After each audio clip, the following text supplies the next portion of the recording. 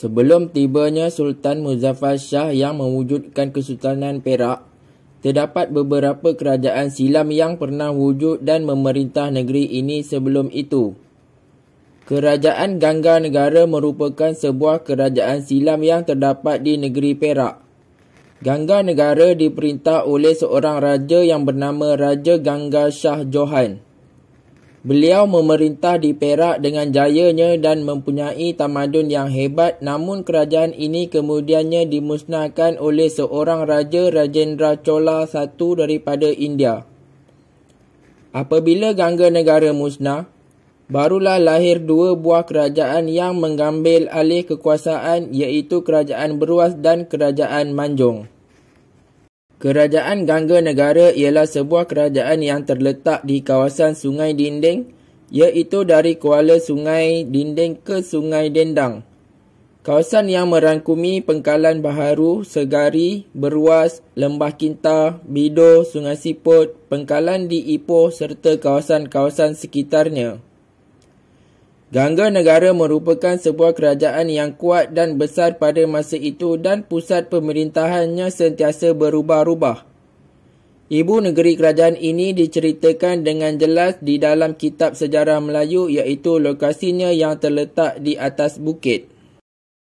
Menurut sumber dari tulisan Ptolemy dalam Geographic Hypgenesis yang dicatatkan pada tahun 150 Masihi pula ada menyentuh mengenai sebuah kerajaan yang disebut sebagai Kon-Kon Negara. Dan negara ini dikatakan berada di Sungai Bernam atau Sungai Perak.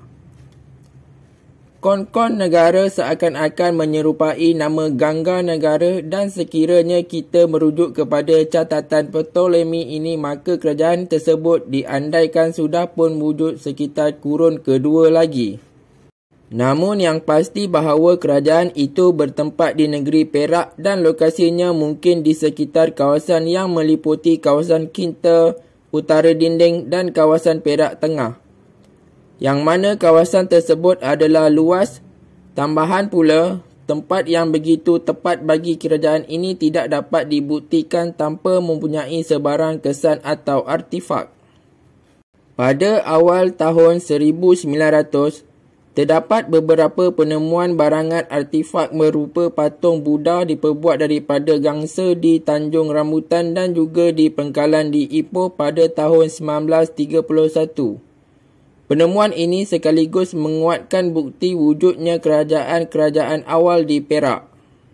Kemudian pada tahun 1936 pula telah ditemui sebuah patung jenis Avalokitesvara di Bidur dan ianya menguatkan lagi bukti ini. Hasil kajian arkeologi mengesahkan bahawa patung-patung Buddha ini datang daripada zaman Gupta di India yang wujud pada kurun ke-5 dan ke-6 Masihi. Penyelidikan dan usaha arkeologi yang dijalankan di kawasan Tanjung Rawa di Kuala Selising, Perak, seterusnya menemui banyak barang artifak seperti butiran manik, periuk belanga, barangan perhiasan, cincin emas dan cap mohor yang tertulis dalam tulisan Pallava. Hasil kajian secara klinikal mempercayai bahawa bahan-bahan artifak ini adalah daripada kurun ke-7 Masihi. Penemuan bukti arkeologi ini turut menguatkan hujah bahawa sudah wujud sebuah kerajaan awal di Perak selewat-lewatnya pada kurun ke-5 atau ke-6 Masihi yang bernama Gangga Negara. Patung ini diperbuat daripada gangsa yang seberat 60 kg dan setinggi 93 cm, ialah Avalokitesvara, salah satu Buddhastava seperti kepercayaan Buddha.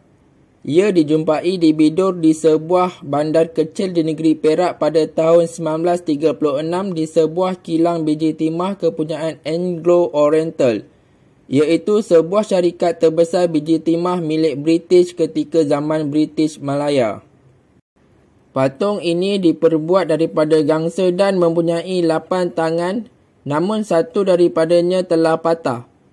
Patung ini dianggarkan wujud antara kurun ke-7 hingga 12 Masihi pada zaman peradaban Hindu-Buddha. Diiktiraf sebagai artifak warisan kebangsaan, Patung ini dipercayai berusia dalam lingkungan abad ke-7 hingga abad ke-12 ketika pemerintahan Raja-Raja Melayu beragama Hindu-Buddha. Kemakmuran dan kekayaan yang dimiliki hasil kekuatan kerajaan Gangga Negara berjaya mempertahankan diri daripada serangan kerajaan Sriwijaya pada tahun 850 Masihi. Kerajaan Gangga Negara didakwa telah musnah pada kurun ke-11 Masihi apabila diserang Chola di bawah pimpinan Raja Rajendra Chola pada tahun 1025 Masihi. Peristiwa ini turut tercatat pada kisah serangan kerajaan Chola atas Sriwijaya dan negeri-negeri di utara semenanjung Tanah Melayu, khususnya peristiwa serangan terhadap kerajaan Kedah. Ramai sarjana menyatakan bahawa serangan ini merangkumi penaklukan terhadap kerajaan Gangga Negara. Fakta ini turut sama dipersetujui dalam sumber tempatan khususnya melalui sumber catatan sejarah Melayu. Namun, terdapat sedikit perbezaan berkaitan nama raja yang menyerang Sriwijaya serta kerajaan-kerajaan Melayu di Nusantara iaitu Raja Suran. Tidak dapat dipastikan sama ada Raja Rajendra Chola I dan Raja Suran adalah orang yang sama. Banyak kajian yang mendapati bahawa kedua-dua pemimpin ini sememangnya dua individu yang berbeza. Namun apa yang pasti adalah kerajaan Gangga Negara yang pernah memerintah dari kurun ke-5 sehingga kurun ke-11 Masihi telah dimusnahkan oleh kerajaan Chola pada tahun 1025 Masihi. Ini sekaligus menepis dakwaan bahawa Chola yang membentuk budaya dan peradaban Melayu kerana kerajaan-kerajaan Melayu silam sudah didirikan lama sebelum serangan kerajaan Chola. Serta Raja Suran ataupun Raja Chulan bukanlah Raja Rajendran Chola seperti yang didakwa sesetengah pihak.